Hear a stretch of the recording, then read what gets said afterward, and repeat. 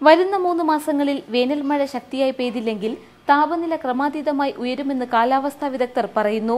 സംസ്ഥാനത്തെ കാത്തിരിക്കുന്നത് വൻവരൾച്ചയും കൊടും ചൂടുമാണ്. താപനില 40 ഡിഗ്രിക്ക് മുകളിൽ പോകുമെന്നാണ് സൂചന.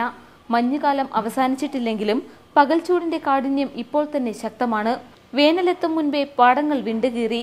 ഡാമുകൾ, കുളങ്ങൾ, കിണറുകൾ എന്നിവയുടെ സ്ഥിതിയും ഇതുതന്നെ. സൺബേൺ എന്ന് പറഞ്ഞിട്ട് ഒരു സാഹചര്യം കഴിഞ്ഞ കുറേ വർഷങ്ങളായിട്ട്, കഴിഞ്ഞ 4-5 വർഷങ്ങളായിട്ട് കണ്ടുവരുന്നുണ്ട്. പാലക്കാട്, പുനലൂർ തുടങ്ങിയ സ്ഥലങ്ങളിൽ കൂടുതലായിട്ട് ഇത് കണ്ടുവരുന്നുണ്ട്. അവിടെ പൊതുവെ താപനില വളരെ കൂടുതലായിരിക്കും. കൊടും ചൂട് നിർമ്മാണ മേഖലയിലെ തൊഴിലാളികളെയാണ് ഏറെ ബാധിക്കുന്നത്. കോൺക്രീറ്റ് നിർമ്മാണങ്ങൾ വ്യാപകമായതും താപനില വർദ്ധിക്കാനിടയാക്കി. കാർബൺ ഡയോക്സൈഡിന്റെയും കാർബൺ മോണോക്സൈഡിന്റെയും ആധിക്യവും ഭൂമിയുടെ ഉപരിതലത്തിൽ നിന്ന് ചൂട് വിട്ടുമാറാൻ തടസ്സമാകുന്നു. ശക്തമാകുന്ന കടൽക്കാറ്റും വരൾച്ചയ്ക്കിടയാക്കി. കുടിവെള്ളത്തിനും ദാഹശമനിക്കും വിൽപ്പന വർദ്ധിച്ചിരിക്കുകയാണ്. സംസ്ഥാനത്ത് പലയിടത്തും താപനില 37 ആയി. പുനലൂരിൽ 37ഉം പാലക്കാട് 36 ഡിഗ്രിയും രേഖപ്പെടുത്തി. ഇന്ത്യ വിഷൻ, കൊല്ലം.